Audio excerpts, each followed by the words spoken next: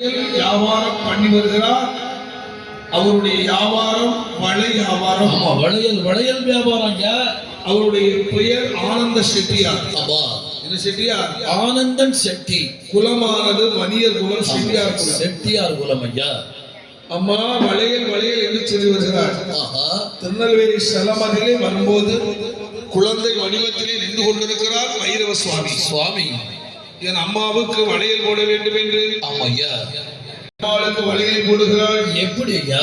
எல்லாம் வளையல் போடுகிறார். எப்படி போடுகின்றார்கள்? முத்தாரம்மா வா, உனக்கு வளையல் போடணும். முத்தாரம்மா வளையல் போடணும் வாமா. எப்படி வளையல் இருக்கிறாய்? எப்படி வளையல் பையெல்லாம் போடுவாரா? காவலையில் போடுவாரா?